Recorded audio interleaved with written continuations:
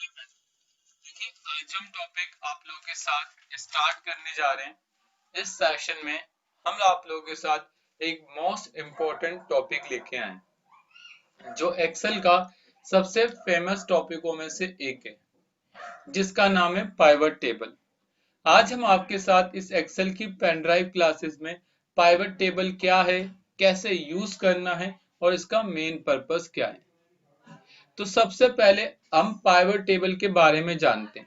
Pivot table का main purpose reporting के लिए सबसे ज्यादा यूज होता है। अगर मैं दूसरी बात बोलूं, एक्सेल में अगर फार्मूले के बाद कोई चीज फेमस है तो वो पाइवट टेबल है।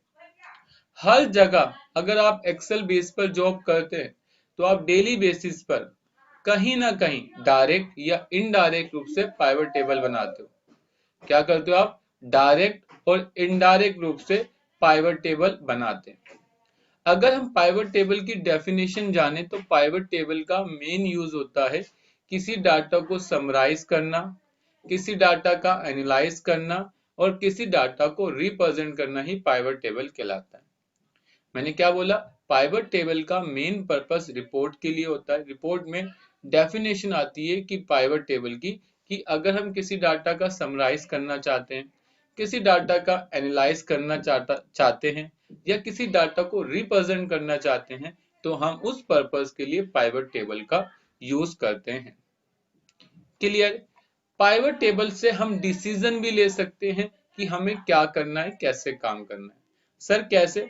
मान लो मेरे पास ये डाटा है, इस डाटा से लेकर मुझे एक प्लेस पर एक ऐसा बंदा अपॉइंट करना है जहां वो अपने काम को संभाल सके।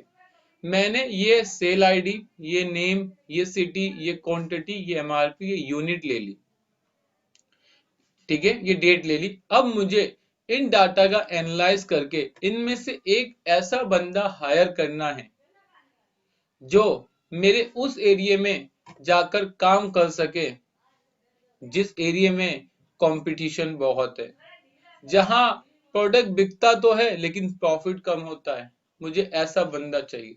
तो क्या मैं किसी को भी भेज सकता हूं जो टैलेंटेड हो या ना टैलेंटेड हो? हमें चुनना तो पड़ेगा जिसके पिछले डाटा को देखकर हम डिसीजन ले सकें कि उसने अच्छा काम करा या नहीं करा। तो उस पर्पस के लिए हम पाइवट टेबल लगाएंगे। जैसे एग्जांपल के लिए मैंने यहाँ से पाइवट टेबल लगा दिया। सर आप कुछ बताएंगे? नहीं नहीं, अभी कुछ नहीं बता रहा, बस समझो भी। मैंने ये पाइवट टेबल लगाया, इसके बाद मैंने नेम को उठाया यहाँ रखा और क्वांटिटी को उठाया मैंने यहाँ रखा। तो देखो, क्वांटिटी उठाते ही मुझे ये पता चला कि मेरी सबसे ज्यादा जहां सेल हुई है वो सेल है कविता। कविता ने अब तक 263 क्वांटिटी की सेल कराई है। मयंक ने 883 की, नीरज ने 519 की, ओमनाथ ने 276 की और रवि इसमें सबसे अच्छे थे जिसने क्वांटिटी कितनी रुपए की सेल कराई है? 1042 की। तो सर हमें किस को उस प्लेस पर भेजना चाहिए जो वहां अच्छे से काम करता? तो आप कहोगे सर रवि को भेज दो, वो ज्यादा अच्छा है क्योंकि उसकी क्वांटिटी अच्छी है। लेकिन हम कहेंगे नहीं सर, हम पाइवट टेबल की मदद से एक कंडीशन के बिहाफ से उसे नहीं भेजेंगे, हम और भी कंडीशन देखेंगे। सर क्यों?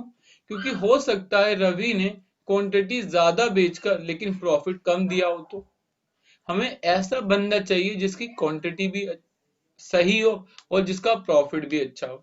जैसे आप देख सकते हैं पुनीत, अगर पुनीत का प्रॉफिट अच्छा है तो हो सकता है हम पुनीत को भेज दें। तो हम क्या करेंगे, अब एक और समराइज करेंगे। अब हम एमआरपी को उठा के हम यहाँ रख देंगे और एमआरपी का सम नहीं करेंगे, एमआरपी की एवरेज ले लेंगे। क्यों? एमआरपी का सम नहीं होता, एमआरपी की एवरेज होती है। तो मैंने ये एवरेज लगाई तो मुझे पता चला कि सबसे अच्छी एमआरपी जो थी या जिसकी एवरेज थी वो रवि था।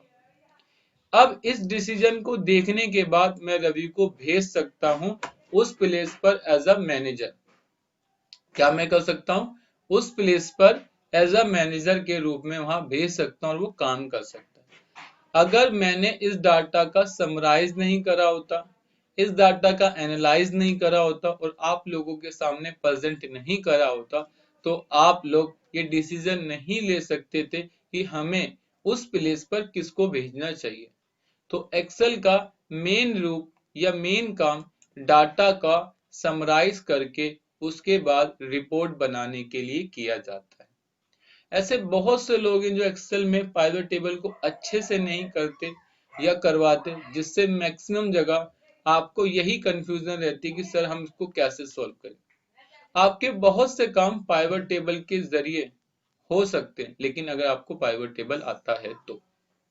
क्लियर। हम अपने टॉपिक को अब स्टार्ट करते हैं पाइवट टेबल।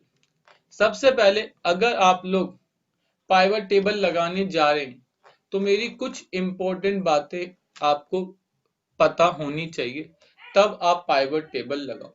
सबसे पहली वही बात जो मैं आपको शॉर्टिंग में, जो मैं आपको फिल्टर में समझा के आया था कि आपके डाटा में कोई अनकंटिन्यूअस नहीं होना चाहिए। जैसे मैं कंट्रोल प्लस करके एक रो इंसर्ट कर ली, अगर मैं कभी पाइवट टेबल लगाऊंगा तो मेरा पाइवट टेबल इतने एरिया पर लगेगा, इससे ज्यादा एरिया पर मेरा पाइवट टेबल नहीं लगेगा। तो सबसे इंपॉर्टेंट बात कि पाइवट टेबल लगाते वक्त हमें वो बातें भी ध्यान रखनी है कि अगर मैंने पाइवट टेबल लगाया तो मेरा कितने एरिया पर पड़े पाइवट टेबल लगेगा। अगर आपका डाटा अनकंटिन्यूअस है तो डाटा को सिलेक्ट करने के बाद पाइवट टेबल लगाना, लेकिन अगर आपका डाटा कंटिन्यूअस है तो फिर आप एरिया को सिलेक्ट मत करना और उसके बाद आप आराम से पाइवट टेबल लगा लेना। तो दो तरीके हैं, या तो डाटा सिलेक्ट करके पाइवट टेबल लगाते हैं या फिर डाटा को अनसिलेक्ट करके लगाते हैं। अगर डाटा कंटिन्यूअस है तो बिना सिलेक्ट करे पाइवट टेबल लगाइए, और डाटा अगर आपका अनकंटिन्यूअस है तो उस केस में सिलेक्ट करके लगाइए। दूसरा, पाइवट टेबल लगाते वक्त आपकी कोई हेडिंग ब्लैंक नहीं होनी चाहिए। अगर आप पाइवट टेबल लगाने जा रहे हैं और आपकी हेडिंग ब्लैंक है तो पाइवट टेबल लगेगा ही नहीं।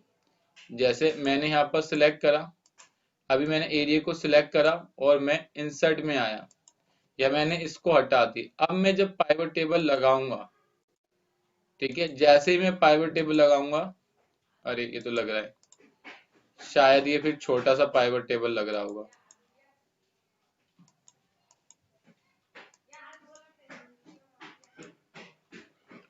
ठीक है, चलिए यहाँ देख लीजिए, पता नहीं क्या दिक्कत आ रही है।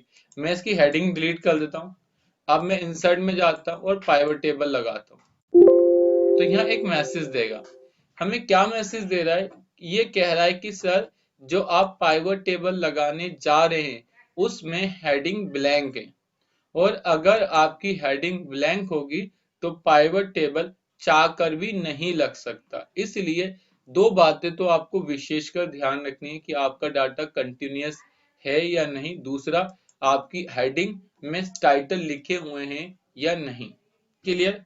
दूसरी एक बात और, जब भी आप पाइवट टेबल लगाओ तो कोशिश करना कि आपकी हेडिंग सेम ना हो, मतलब एक कॉलम पर या एक से ज्यादा कॉलम पर एक जैसी हेडिंग ना हो। और अगर मैं इसे लगाऊंगा लग तो जाएगा, लेकिन बाद में कंफ्यूजन क्रिएट हो जाएगी यहाँ पर इस तरीके से, ओवर टाइम टू, तो कुछ अलग नाम से भी आप इसे रख सकते हैं। क्लियर है। इतना काम आप ये नहीं कर सकते कि आप दो चीजों को मर्ज करें और फिर पाइवट टेबल लगाने की कोशिश करें। जैसे मैंने इसे मर्ज कर दिया और अब मैं कोशिश करूं कि पाइवट टेबल लगाऊं, तो शायद ये एरर दे दे, क्योंकि एक्सेल में कभी पाइवट टेबल में मर्ज पर भी पाइवट टेबल नहीं लगता। तो इतनी बातें आपको विशेषकर ध्यान रखनी है जो मैंने अभी आपको बताई, कि पाइवट टेबल का मेन यूज होता है किसी डाटा का एनालाइज करना, किसी डाटा का समराइज करना और किसी डाटा को रिप्रेजेंट करने के लिए यूज होता है। अगर आपसे कोई कहे सर डाटा की डेफिनेशन क्या हो, अगर मैं आपसे पूछूं डाटा किसे बोलते हैं, तो डाटा बोलना क्लब ऑफ इंफॉर्मेशन। डाटा वो होता है जिससे हमें इंफॉर्मेशन मिलती है। जैसे मेरे पास ये डाटा है, इससे मैं क्या निकाल सकता हूँ? इंफॉर्मेशन। तो डाटा की डेफिनेशन होती है क्लब ऑफ इंफॉर्मेशन। और पाइवट टेबल का यूज होता है किसी डाटा का एनालाइज करना, किसी डाटा का समराइज करना और किसी डाटा को रिप्रेजेंट करने के लिए हम किसको यूज करते हैं? पाइवट टेबल को यूज करते हैं। अगर आप इतना समझ गए तो अब पाइवट टेबल लगाना है बहुत इजी। पाइवट टेबल लगाने के लिए आप पाइवट टेबल पर क्लिक करें, पाइवट टेबल पे आएं और इस पर क्लिक करें। जैसे ही आप पाइवट टेबल लगाएंगे तो सबसे पहले लिख के आएगा सिलेक्ट अ टेबल रेंज, कि आप कितने एरिया का लगा रहे हैं। अगर आपका डाटा कंटिन्यूअस होगा तो ये अपने आप एरिया को पिक कर लेगा। अगर आपका डाटा अनकंटिन्यूअस होगा तो जहां तक वो कंटिन्यूअस था वहां तक लगा देगा। क्लियर है? दूसरा, पाइवट टेबल आप जैसे ही क्लिक करेंगे तो एक नई शीट बन के आ जाएगी। क्या बन के आ जाएगी? आपकी एक नई शीट बन के आ जाएगी। क्या लिखा है? Choose where you want the pivot table report to be place. कहता है कहाँ आपको प्लेस करनी। मैंने कहा एक नई शीट बना दो, तो मैं जैसे ही क्लिक करूंगा ये देखो एक नई शीट क्लिक कर देगा जिसका नाम होगा शीट 6 के नाम से। लेकिन पाइवट टेबल लगाते वक्त मेरे पास एक ऑप्शन था कि मैं पाइवट टेबल अपनी मर्जी से जहां चाहूं वहां भी लगा सकता हूं। यहाँ पर एग्जिस्टिंग शीट इसी शीट में और यहाँ क्लिक करके मैं इसे लगा सकता हूँ। तो इस तरीके से पाइवट टेबल मैं सेम प्लेस पर भी लगा सकता हूँ। जब आपका पाइवट टेबल लग जाएगा तो कुछ चीजें आपको दिखेंगी। सबसे पहले यहाँ आपको पाइवट टेबल नेम मिलेगा, तो यहाँ पाइवट टेबल 5। इसका मतलब इससे पहले मैंने 4 पाइवट टेबल और लगा चुका हूँ इस सीट पर, और जो मैंने अभी करंट बनाया है उसका नाम है पाइवट टेबल नंबर 5। जैसे ही आप इस पर क्लिक करते हो तो यहाँ एक चीज आती है, और जब आप इसे यहाँ से हटा देते हो या वहां क्लिक नहीं करते तो वो चीज चली जाती है। उसको दोबारा लाने के लिए उस पर क्लिक करेंगे तो यहाँ पर वो शीट आ जाएगी। इसका नाम होगा पाइवट टेबल फील्ड लिस्ट। इसको आप अपनी मर्जी से क्या कर सकते हैं? प्रेजेंट भी कर सकते हैं। आप यहाँ जाएं, फील्ड सिलेक्शन एंड एरिया, तो आप इस तरीके से कर सकते हैं। इसके बाद field section only this area, उसके बाद एरिया सिलेक्शन ओनली 2x2, तो आप इस तरीके से कर सकते हैं।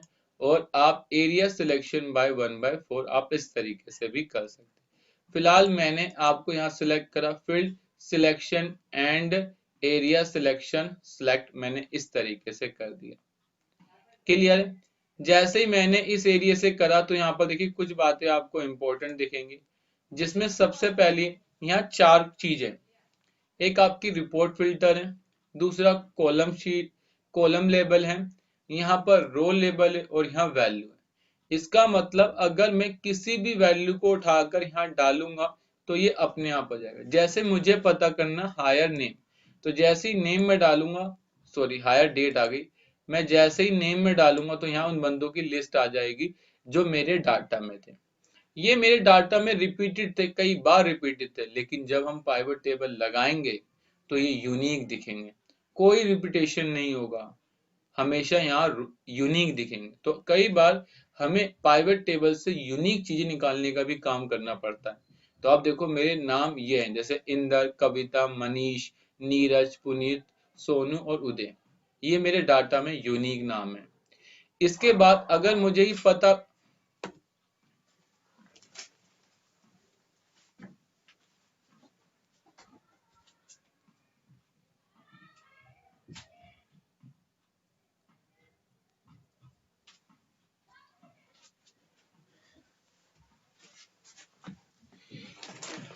इसके बाद अगर मुझे ये पता करना है कि मैं टोटल मेरे यहाँ जितने लोग काम करते हैं मैं उनको कितनी सैलरी दे रहा हूँ, तो बस मैं सैलरी को उठाऊंगा और यहाँ पर ड्रॉप डाउन कर दूंगा, जिससे मुझे ये पता चलेगा कि इंदर को मैं सालाना इतनी सैलरी देता हूँ, कविता को मैं इतनी, मनीष को इतनी, नीरज को इतनी, पुनीत को इतनी, सोनू को इतनी, उदय को इतनी सैलरी देता हूँ।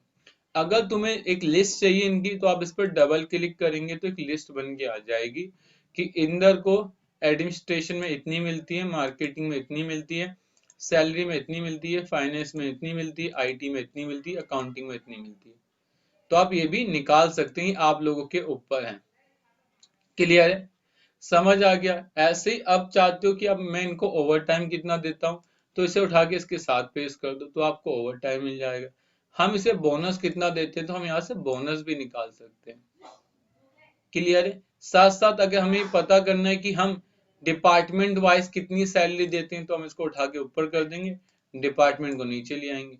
तो हम इसको इतनी फाइनेंस में इतनी सैलरी, इतना ओवर टाइम, इतना बोनस देते हैं, एडमिनिस्ट्रेशन में इतना देते हैं, ह्यूमन रिसोर्सेज में इतना देते हैं, मार्केटिंग में इतना देते हैं, R&D डिपार्टमेंट में इतना देते हैं, कस्टमर सपोर्ट में इतना, अकाउंटिंग में इतना, IT में इतना और सेल्स में इतना। क्लियर। साथ साथ अगर मुझे सिटी वाइज देखनी है तो मैं सिटी वाइज भी रिपोर्ट देख सकता हूँ कि मैं दिल्ली में इतनी, असम में इतनी, बिहार में इतनी, गुजरात में इतनी, हरियाणा में इतनी, हिमाचल में इतनी, पंजाब में इतनी, राजस्थान में इतनी, तमिलनाडु में इतनी और वेस्ट बंगाल में इतनी। साथ साथ हम डिपार्टमेंट और नेम वाइज दोनों देख सकते हैं। मैंने कहा आप बताओ कि किस बंदे को किस डिपार्टमेंट में कितनी तनख्वाह मिल रही है। तो देखो यहाँ फाइनेंस में टोटल इतनी सैलरी मिल रही है इसको, तो मैं इस तरीके से भी निकाल सकता हूँ। साथ साथ में चाहूं तो उसके नीचे सिटी को भी रख सकता हूँ। तो इंदर गुजरात, कविता गुजरात, नीरज दिल्ली, पुनीत दिल्ली, उदय दिल्ली, तमिलनाडु, वेस्ट बंगाल। तो मैं इस तरीके से भी रिपोर्टों को बना सकता हूँ जैसे मुझे चाहिए होंगे उस तरीके से। लेकिन अब मैंने ये पाइवट टेबल लगा तो लिया, मैंने ये कर लिया, लेकिन आप इसकी ना लुक देखिए, थोड़ा सा स्टाइलिश नहीं दिख रहा। अब सामने वाला कंफ्यूज हो जाएगा कि ये कैसा पाइवट टेबल है। तो एक्सेल में सबसे ज्यादा इंपॉर्टेंट है एक्सेल का पाइवट टेबल की रिपोर्ट। जब तुम पाइवट टेबल पर क्लिक करते हो ना तो आप टॉप में देखना, वहां पर एक डिजाइन नाम की टैब मिलती है। आप डिजाइन में जाएंगे तो यहाँ पर एक्सेल के कुछ बहुत सारे लेआउट आपको मिलेंगे। क्या मिलेंगे आपको? एक्सेल के कुछ लेआउट मिलेंगे। जैसे सबसे पहले आता है सब डू नॉट शो सब टोटल, तो आप जैसे ही क्लिक करोगे सबका सब टोटल हट जाएगा। दूसरा, अगर आप क्लिक करोगे शो ऑल सब total at bottom of group, तो सबके बॉटम में सब टोटल दिखेंगे। अगर तुम चाहते हो कि शो ऑल सब total eight top of group, तो यहाँ पर सबके टॉप में दिखेगा। तो आपके ऊपर है कि आप किस तरीके से रिपोर्ट को देखना चाहते हैं। दूसरा, अगर आपको ग्रैंड टोटल चाहिए या नहीं, जैसे लिखा है of a four row and column, तो आप इस पर क्लिक करोगे तो यहाँ से ग्रैंड टोटल गायब हो जाएगा। दूसरा, आप क्लिक करोगे on four row and column, तो यहाँ टोटल आ जाएगा। नीचे आएंगे तो ऑन फॉर रो ओनली, तो यहाँ से रो ओनली आएगा, और नीचे करोगे तो कॉलम ओनली आएगा। तो आपके ऊपर डिपेंड है कि आप रिपोर्ट को किस तरीके से देखना चाहते हैं। उसके बाद आता है रिपोर्ट लेआउट। उसके बाद क्या आता है आपका? Report layout. जैसे ही आप रिपोर्ट लेआउट में क्लिक करेंगे तो सबसे पहले मिलेगा शो इन कॉम्पैक्ट फॉर्म। जैसे आप शो इन कॉम्पैक्ट फॉर्म पर क्लिक करोगे तो ये by default show in compact form में ही होती है। इसके बाद अगर तुम शो इन आउटलाइन फॉर्म पर क्लिक करोगे तो इस तरीके से आपको दिखेगा। क्या दिखेगा? इस तरीके से आपको दिखेगा। अगर आप चाहते हो नहीं सर मुझे टैबुलर फॉर्म में चाहिए, तो आप इसे टैबुलर फॉर्म में भी कर सकते हो। तो आप जैसे टैबुलर फॉर्म में करोगे तो आपको फाइनेंस डिपार्टमेंट अलग हो जाएगा, फुल नेम अलग हो जाएगी, सैलरी अलग, ओवर टाइम अलग और बोनस अलग हो गया। लेकिन इसके बीच में ये यहाँ पर मर्ज नहीं हो रहा। यहाँ क्या नहीं हो रहा? ये मर्ज नहीं हो रहा कि अभी कंफ्यूजन हो रही है। अब कविता कौन से डिपार्टमेंट की हमें क्या पता, तो हम चाहते हैं ये सब क्या हो जाए? मर्ज हो जाए। ये सब क्या हो जाए? मर्ज। तो आप क्या कर सकते हैं? एक्सेल ऑप्शन में जाएंगे, यहाँ पर एक्सेल पाइवट टेबल ऑप्शन, और इसे हम कर देंगे मर्ज एंड सेंटर। अगर आप लोग ये सोचते हैं कि हम इस एरिया को सिलेक्ट करके होम में जाएं और इसे मर्ज कर दें, कांट बी पॉसिबल। यहाँ आप ऐसा नहीं कर सकते। उसके लिए आप लोगों को राइट क्लिक करना है, पाइवट टेबल ऑप्शन में जाना है और यहाँ से मर्ज एंड सेंटर सेल पर क्लिक कर देना। जैसे ही करोगे ये इस तरीके से मर्ज होके आपको दिखा देगा। दूसरा, अगर आपको टेबुलर फॉर्म पसंद है तो ठीक है, नहीं तो आप आउटलाइन फॉर्म कर सकते हैं। इस तरीके से जो पसंद है वो करें। इसके बाद आगे आएंगे तो एक टॉपिक मिलता है ब्लैंक रो। अगर आप ब्लैंक रो चाहते हो, जैसे insert blank line after each entry, तो इसके बाद एक एंट्री के बाद ब्लैंक लाइन आ जाएगी। आप चाहते हो ना आए तो remove blank line after each form, तो आप इस पर क्लिक कर दोगे तो वो गायब हो जाएगी। इसके बाद बाइंडेड रो, तो आप रो को बाइंडेड कर सकते हैं इस तरीके से। अगर आपको कॉलम को करना है तो आप कॉलम को इस तरीके से बाइंडेड कर सकते हैं, अगर नहीं चाहिए तो हटा दें। दूसरा, आप इसका डिजाइन अपनी मर्जी से सिलेक्ट कर सकते हैं, और इन डिजाइन का एक नंबर होता है, जैसे ये नन है, ये पाइवट टेबल स्टाइल 1 है, ये पाइवट टेबल स्टाइल 2 है, ये मीडियम है, pivot table medium 1, pivot table medium 2, इसे क्लिक कर दो तो देखिए कितनी अच्छी रिपोर्ट बन गई आपके सामने। एक प्रॉपर रिपोर्ट शो हो रही है आपको। ये आप लोगों के लिए बहुत ज्यादा जरूरी है। इतना समझ आ गया तो एक्सेल में ये आपका पहला टॉपिक था जिसमें हमने आपसे डिजाइन से रिलेटेड बातें करी हैं एक्सेल में।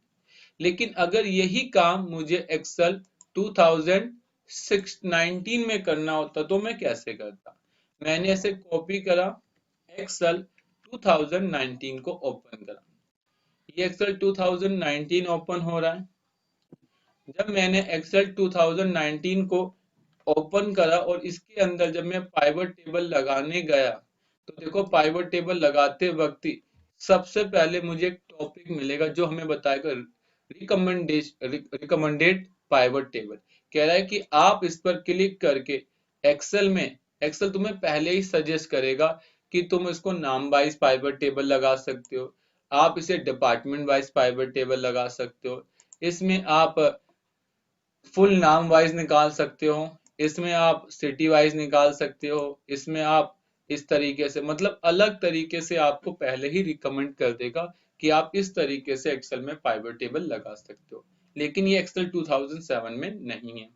दूसरा, जब तुम पाइवट टेबल लगाने जाओगे तो यहाँ पर कुछ एक्स्ट्रा ऑप्शन मिलेंगे कंपैरिजन। वहां आपको 1 2 3 4 मिलते थे, यहाँ एक नया टॉपिक है, इसके बारे में अभी डिस्कस नहीं करेंगे, और हम इसे सिलेक्ट करके एक नई शीट इंसर्ट करेंगे। जब हम शीट इंसर्ट करेंगे तो इसका लुक पहले से ज्यादा बेटर होगा, इसका लुक जो एक्चुअली 2007 में था उससे ज्यादा होगा, और उससे ज्यादा ऑप्शन भी आपको यहाँ मिलेंगे। आपको जो भी चाहिए, जैसे आपको फुल नेम चाहिए आप उठा के यहाँ पेस्ट कर सकते हैं, आपको सैलरी का बोनस चाहिए आप वो भी पेस्ट कर सकते हैं, आपको बोनस चाहिए आप वो भी कर सकते हैं, आपको डिपार्टमेंट चाहिए तो आप वो भी कर सकते हैं। साथ साथ जब आप डिजाइन में जाओगे तो यहाँ पर कुछ लेआउट्स बढ़ गए, जैसे रिपोर्ट में अब आपको कॉम्पैक्ट फॉर्म के साथ साथ और भी रिपोर्टें मिल जाएंगी, जैसे मैंने डिपार्टमेंट को उठा के यहाँ रख दिया, ठीक है, या फिर नाम को नीचे रख दिया, डिपार्टमेंट को ऊपर रख दिया, इस तरीके से। अब देखो यहाँ आओगे तो यहाँ पर सबसे पहले आउटलाइन थी, टैबलर थी, एक होता है रिपीट ओल्ड आइटम लेबल। तो यहाँ जैसे मैंने इसे करा, क्या करा, आउटलाइन फॉर्म करा तो देखो सब नीचे रिपीट हो गई।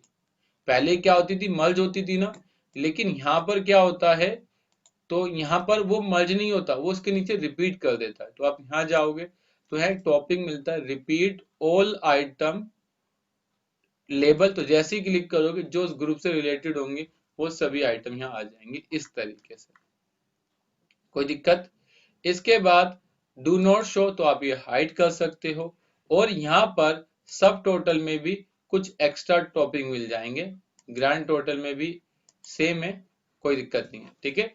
बस एक ही यूनिक था जो मैंने आपके साथ डिस्कस करा, और उसमें क्या था, आप नया पाइवट टेबल बना, मतलब अपने हिसाब से एक नया डिजाइन भी कर सकते हैं।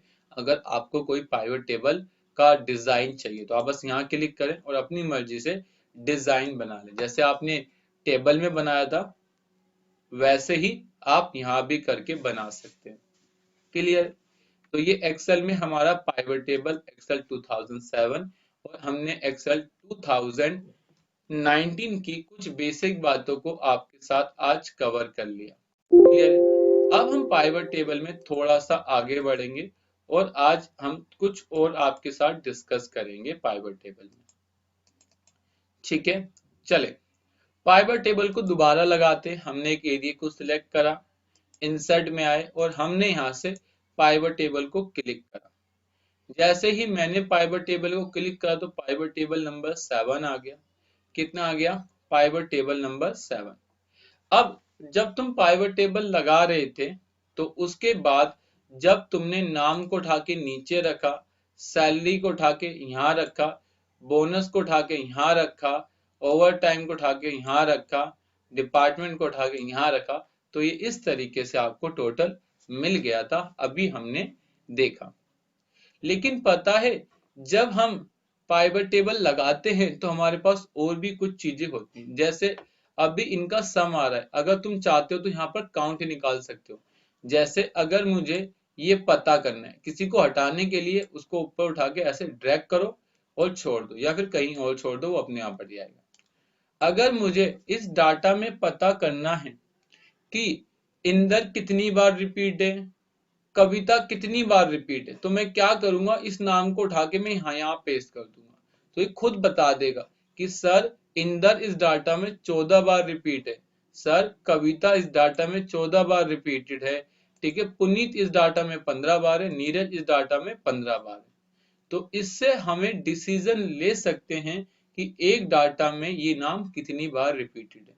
तो इसका मतलब हमारे पास यहाँ ऑप्शन होता है, हम डबल क्लिक करें तो हमारे पास यहाँ ऑप्शन होता है कि हम डाटा का सम भी निकाल सकते हैं, हम डाटा का काउंट भी निकाल सकते हैं, हम डाटा की एवरेज भी निकाल सकते हैं, हम डाटा का मैक्स मिन भी निकाल सकते हैं।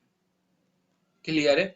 तो ये हमारे पास एक्सेल के अंदर ऑप्शन होता है पाइवट टेबल के अंदर। इतना आप लोग समझ गए? इसके बाद आइए इससे रिलेटेड कुछ चीजें आपके साथ डिस्कस करते हैं। मान लो मैंने सबसे नीचे टारगेट का टॉपिक बना दिया, मैंने यहाँ लिख दिया टारगेट, टारगेट बना दिया, ठीक है, और मैंने इसमें आज की डेट डाल दी। इसका टारगेट था जो था वो मैंने डाल दिया, मैंने कहा 5 लाख या फिर 7,25,000 टारगेट था सभी का, तो मैंने यहाँ पर लिख दिया 7,25,000, ये टाइप कर दिया। इसके बाद मैंने यहाँ से बोनस जो भी था वो टाइप कर दिया, ठीक है, ओवर टाइम टाइप कर दिया, डिपार्टमेंट में टारगेट लिख दिया, ठीक है, परफॉर्मेंस में 6, ठीक है।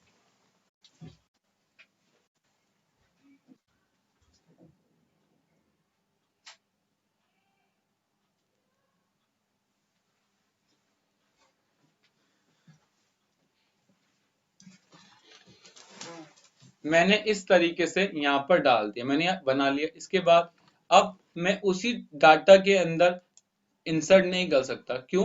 क्योंकि जब मैंने पाइवट टेबल लगाया था तो पाइवट टेबल लगाते वक्त मेरा एरिया छोटा था, मतलब एक रो कम थी।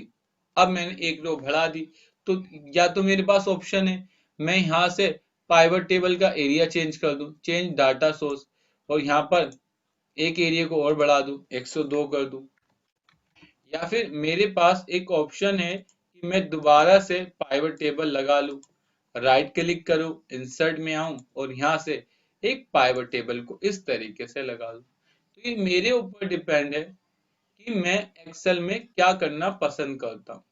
या मैं एक नया पाइवट टेबल बना लूं, या बने हुए पाइवट टेबल की रेंज को चेंज कर दूं। क्लियर है? इसके बाद अब मैंने डिपार्टमेंट को उठाया, यहाँ रख दिया, और सैलरी को उठाया, यहाँ रख दिया। अब जबकि मैंने पाइवट टेबल लगाया तो उसके बाद मैंने देखा कि मेरा जो टारगेट था वो सबका 7,25,000 रुपए था। अब मुझे ये देखना है कि किस किस ने मेरे टारगेट से ज्यादा खर्चा करा और किस किस ने मेरे टारगेट से कम करा। मैंने सभी डिपार्टमेंट को बोला था कि तुम कोई भी सैलरी 7,25,000 से ज्यादा नहीं दोगे, लेकिन आप लोगों ने मेरी बात नहीं मानी और किसी ने सैलरी 9 लाख तक दे दी है, किसी ने 10 लाख दे दी, किसी ने 5 लाख दी, किसी ने 3 लाख दी। तो अब हमें ये देखना है किसने मेरे से ज्यादा खर्चा करा और किसने कम करा। तो हम क्या करेंगे, जब हम पाइवट टेबल लगाते हैं तो उसके बाद यहाँ पर जब आप क्लिक करोगे तो एक टॉपिक होता है जिसका नाम होता है वैल्यू फील्ड सेटिंग। आप इसको यहां से डबल क्लिक करके भी ला सकते हो, शो वैल्यू एज, आप यहां से भी ला सकते हो, और यहां से आप क्लिक करके वैल्यू फील्ड सेटिंग में जा सकते हो। जब आप वैल्यू फील्ड सेटिंग में आओगे तो उसके बाद आपको एक ऑप्शन मिलेगा जिसका नाम है शो वैल्यू एज। जैसे ही आप वैल्यू एस पर क्लिक करोगे तो एक होता है नॉर्मल, एक होता है यहाँ पर डिफरेंस फ्रॉम। तो मैंने कहा डिफरेंस फ्रॉम, कह रहा किससे कंपेयर करना चाहते हो, मैंने कहा डिपार्टमेंट को। किसके साथ कंपेयर करना चाहते हो, टारगेट के साथ। और मैंने जैसे ही करा तो यहाँ पर देखो आ गया कि तुमने, मैं इसे चेंज करता हूँ, एक नया पेज करता हूँ सैलरी। मैंने यहाँ सैलरी करा, इस दूसरे वाले पर ये कैलकुलेशन करता हूँ, सैलरी डिफरेंस फ्रॉम डिपार्टमेंट और टू टारगेट। ओके, तो ये बता रहा है कि तुमने इतनी सैलरी करी तो इसका मतलब तुमने इतनी परसेंट कम करा, इतना अमाउंट कम करा, इतना अमाउंट तुमने ज्यादा कर दिया, इतना अमाउंट तुमने कम करा, इतना अमाउंट कम करा, इतना अमाउंट ज्यादा कर दिया, इतना अमाउंट कम करा। तो आप इस तरीके से निकाल सकते हैं। दूसरा, मैंने एक और सैलरी को उठाया, यहाँ ड्रैग करा, और अब मैंने कहा ये तो सही है वैल्यू के हिसाब से, लेकिन मुझे परसेंटेज में दिखाओ।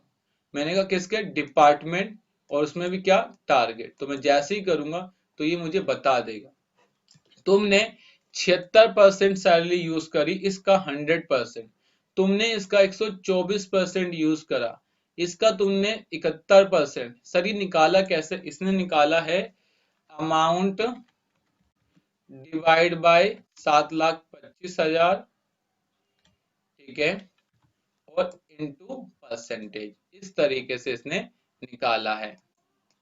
ठीक है, तो इस तरीके से इसने निकाला कि ये अमाउंट डिवाइड बाय टारगेट और इनटू 100, तो ये आपकी परसेंटेज निकल गई। इसका मतलब फाइनेंस में 76% यूटिलाइज हुआ, इसमें 124%, इसमें 71%, इसमें 88%, इसमें 127%, इसमें 43%, इसमें 78%। इसके बाद मैं चाहूं तो मैं और भी चीजें ला सकता हूं, मैं सैलरी को उठा के यहाँ रखूं, और उसके बाद मैं क्या कर सकता हूं, यहाँ क्लिक करूं, वैल्यू फील्ड पर जाऊं, शो वैल्यू पर आऊं, डिपार्टमेंट को क्लिक करूं, यहाँ से डिफरेंस फ्रॉम परसेंटेज, तो मैंने क्लिक करा डिपार्टमेंट, और डिपार्टमेंट में टारगेट। तो आप देखोगे यहाँ पर किसने कितने कितने परसेंट कम करा, इसने 23% कम करा, इसने 24% ज्यादा कर दिया, इसने 28% ज्यादा कम करा, इसने 12%, इसने 27% ज्यादा कर दिया। ठीक है, इसके बाद फिर मैंने सैलरी को उठा के यहाँ रखा, तो इस पर क्लिक करा, वैल्यू फील्ड पर गया, और यहाँ जाने के बाद मुझे एक टॉपिक और मिला, रनिंग टोटल इन। पता ही रनिंग टोटल निकालता है कैसे, मैंने कहा डिपार्टमेंट, तो ये रनिंग टोटल निकालेगा डिपार्टमेंट, मतलब क्या करेगा, ये वैल्यू पहली आ जाएगी, फिर दूसरी वैल्यू में पहली वैल्यू को प्लस करेगा। जैसे यहाँ लिखा है पहली वैल्यू, अब वो दूसरी वैल्यू को प्लस करेगा, तो अपनी वाली वैल्यू साथ साथ और ऊपर वाली वैल्यू को प्लस करेगा, फिर नीचे वाली वैल्यू को प्लस करेगा, अपनी और ऊपर वाली वैल्यू को प्लस करेगा, इस तरीके से करता जाएगा। और आखिरी में आपका यही टोटल जो यहाँ आया है वो टोटल यहाँ शो करेगा, मतलब ये रनिंग टोटल करता है। क्या करता है ये, रनिंग टोटल करता है। पहले वाली वैल्यू ऐसी रहेगी, फिर नीचे वाली वैल्यू में अपने से ऊपर वाली वैल्यू को प्लस प्लस प्लस प्लस करके चलता जाएगा, और आखिरी में आपकी ये जो ग्रैंड टोटल है और जो आखिरी में आया कॉलम, दोनों हमेशा सेम होंगे, कभी अलग नहीं होंगे। इतना समझ आ गया। इसके बाद अगला जो ऑप्शन हमारे पास आता है, मैंने सैलरी को उठाया और यहाँ ड्रैग कर दिया, इसके बाद मैंने इस पर क्लिक करा, फील्ड पर आया, और इसके बाद अब हमें नेक्स्ट जो टॉपिक मिलता है रो, ठीक है, परसेंटेज ऑफ रो। मैंने क्लिक करा और ओके करा, तो यहाँ सबको 100 मान के शो कर देता है, ये रो वाइज परसेंटेज निकालता है। ऐसे ही अगर तुम्हें कॉलम वाइज चाहिए तो तुम कॉलम वाइज भी निकाल सकते हो। यहाँ पर सिलेक्ट करो और यहाँ से डिपार्टमेंट, यहाँ तुम सिलेक्ट करो क्या, कॉलम, डिपार्टमेंट सिलेक्ट नहीं कर सकते, वो ये बताता है इस तरीके से कि इसका कितना कंट्रीब्यूशन है, मतलब मैंने 100% निकालना है कि इस डाटा में किसका कितना परसेंट है। तो ये बता रहा है फाइनेंस का 7.9% है, एडमिनिस्ट्रेशन का 12.89, मतलब कंट्रीब्यूशन बताता है ये हमें क्या बताता है, कंट्रीब्यूशन बताता है, किसका कितना कंट्रीब्यूशन है। तो इस डाटा में इन डिपार्टमेंट का इतना इतना कंट्रीब्यूशन है। क्लियर है? इसके बाद हम लास्ट वाले पर आए और यहां पर आने के बाद सबसे नीचे मिलता है परसेंटेज ऑफ टोटल। तो आप इस पर क्लिक करोगे और ओके करोगे तो ये वही दिखाएगा जो कॉलम दिखाता है कि किसका कितना परसेंट कंट्रीब्यूशन है। इसके बाद हम इस पर आएंगे, पाइवट टेबल पर जाएंगे, शो वैल्यू पर आएंगे और सबसे नीचे हमें मिलेगा इंडेक्स। तो हम इंडेक्स करेंगे तो ये सबको 111 का एक नंबर दे देगा और कुछ नहीं होता। ये एक्सेल में कैलकुलेशन का टॉपिक था। तो कई बार एक्सेल में हमें कैलकुलेशन भी करनी होती है, ये भी देखना होता है कि ये पाइवट टेबल किसका कितना परसेंट कंट्रीब्यूशन है। मैंने ये टारगेट दिया था तो ये टारगेट से कितना ऊपर है, ये टारगेट से कितना नीचे है, इसका कितना कंट्रीब्यूशन है, रनिंग टोटल क्या है, एटसेट्रा। हम इस तरीके से कर सकते हैं। साथ साथ हम वैल्यू को डबल क्लिक करके यहाँ से हम काउंट ला सकते हैं, मैक्स ला सकते हैं, मिन ला सकते हैं, एवरेज ला सकते हैं। क्लियर है? तो आज हमने पाइवट टेबल से रिलेटेड बेसिक बातें डिस्कस करी हैं और आने वाली अपनी नेक्स्ट क्लास में अब हम पाइवट टेबल में ग्रुपिंग सीखेंगे, फिर पाइवट टेबल के ऑप्शन सीखेंगे और फिर लास्ट में एक बहुत अच्छी रिपोर्ट भी बनाकर दिखाएंगे आपको पाइवट टेबल से। तो बस आज के लिए इतना ही। Thank you for watching video.